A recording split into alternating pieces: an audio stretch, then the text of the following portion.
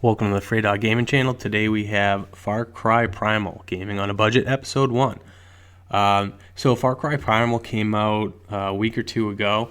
It is the latest installment in the Far Cry series, and I think it's a relatively unique game. And what sets it apart from the more recent Far Cry entries is obviously the fact that it takes place in the Stone Age, and the other Far Cry games take place current day, if you will. It's a refreshing change to go back in time and to go back as far as they did. I feel like most of the games coming out, or that have been coming out, or that will be coming out, people are racing to the future and coming up with some really cockamamie things, cybernetic enhancements and exosuits and all these crazy abilities. And this takes you back in time instead, and it's really challenging. You can't enter combat just thinking you're going to spray and pray. That doesn't happen with primitive bow and arrow. You don't have an AK-47. You don't have a rocket launcher. You don't have grenades. So you really do need to think about your engagements wisely and use your surroundings to the best of your ability, and to utilize the things in your environment to the best of your ability. You do get some help along the way through some creatures that you can tame.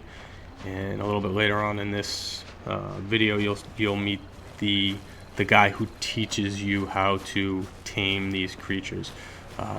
He's a little bit of a nut, but we'll get to that. What you can expect from this game is no multiplayer, and as of right now, no season pass / DLC.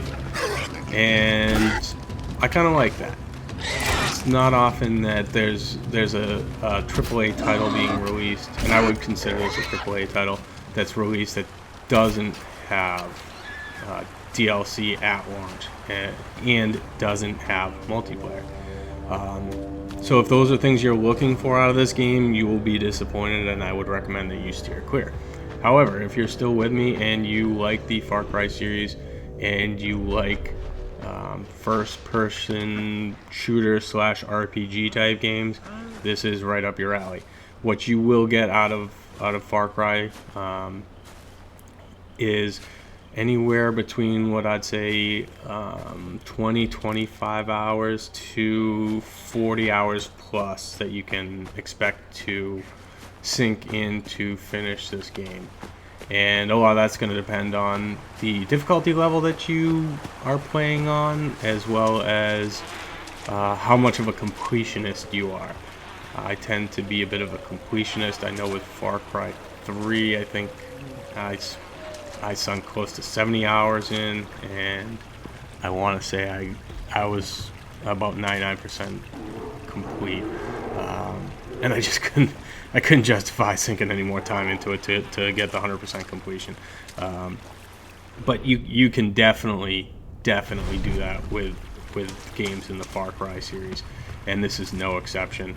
You have your crafting, you have your creatures, your rare creatures that you'll need to find, some of which you can only find at night. You have the day-night cycle like you have in the other Far Cry games, and along with that comes its own set of challenges that you'll have to experience firsthand. All the secrets here. This is more along the lines of whether or not I think this game is worth your time or money. And by and large, I would say I dropped $60 on it. And if you're a fan of Far Cry, or if you're a fan of this genre, I would highly recommend that you go out and buy it as well. If you're on the fence, I would wait for a price drop.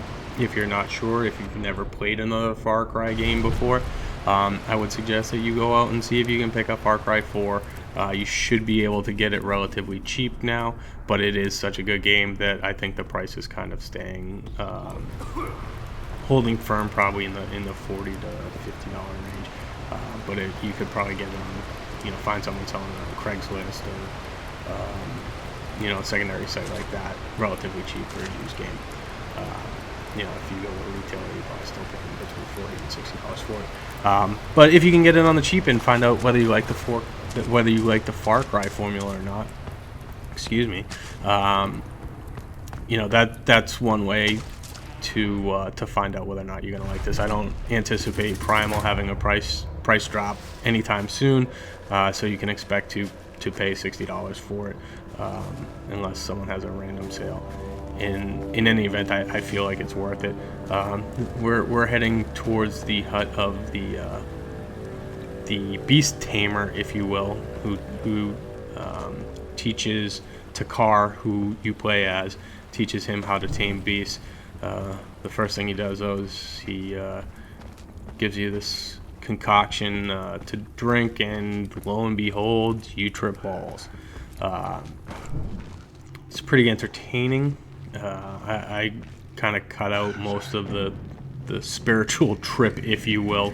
But suffice it to say, at the end of your trip, you tame an owl, and the owl becomes part of your team, if you will, to help you complete your quest. You can fly him around to scout out an area. Eventually, you can upgrade him to drop sting bombs. You can have him swoop down and attack your enemies for you before you launch your assault onto an unsuspecting rival tribe. And there's other characters in the game, and each has their very own unique personality, which I find truly entertaining. A lot of times, in games like this, the vendors and or NPCs, if you will, they're the same type of person reskinned. They might just have a different voice, but by and large, you get the same results. Each one of the characters that you're tasked to bring back to your village are really, really unique. You can tell that Ubisoft spent a lot of time developing each one, and it's truly entertaining. Every interaction you have with them, you develop your own relationships with them, and that they provide a lot of diversity, and you have all sorts of creatures that you can run up against and that you can tame. In the playthrough that I have here, as far as I've gotten, I have a white wolf and I believe a cave lion that I have tamed, that you can have them attack other creatures. You can have them attack bad guys. They come to your aid in battle.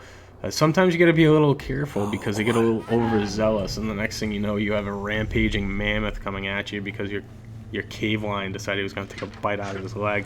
That can be a little annoying at times, but as long as you're cognizant of where your critter is and what they're doing, you shouldn't have any problems.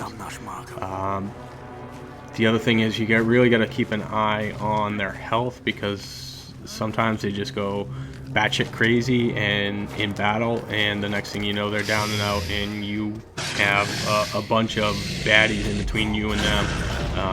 And once they're down, you only have so long that you can revive them before they kick the bucket. So you kind of have to get over to them, give them a hunk of meat to get them back on their feet and running. That can be really difficult when there's guys throwing spears at you, shooting arrows at you, or clubbing you over the head. So keep an eye on them. Sometimes it's better not to have them with you, especially if you're going for stealth takedowns and trying to thin the herd, if you will, prior to engaging the full force of an enemy encampment. So, as you can see here, you have pretty a pretty big variety of skill trees available to you. You don't get access to them until you bring the corresponding character back to your main camp. So you've got a lot of stuff going on here, and whether you only have an hour to put in or a couple hours to put in, there's always something for you to do. You don't really lose your place, right? You can set it down for a couple days or a couple weeks and pick it back up and pretty quickly realize where you left off and what you were doing.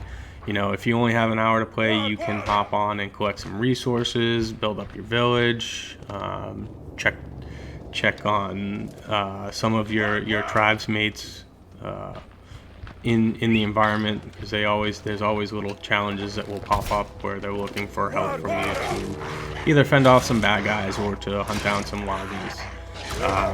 And on the flip side of that coin, if you have 5, 6, 7, 8 hours, you can sink it into the main storyline.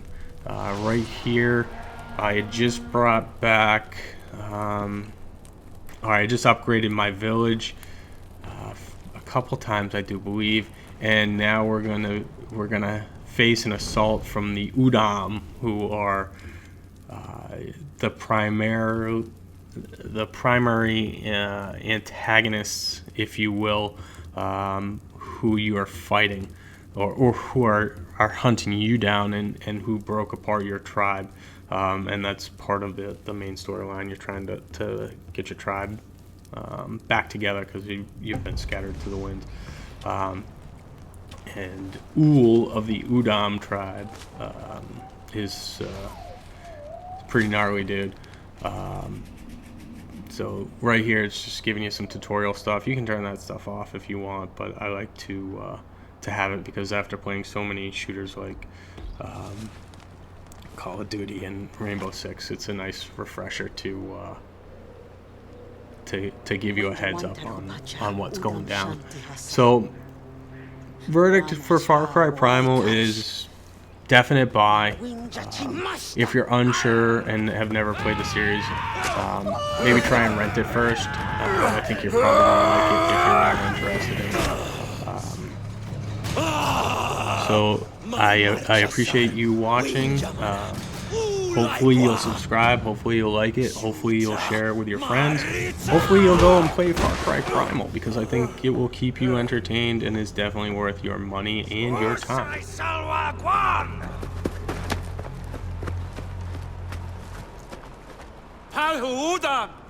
Palhu Hasmas.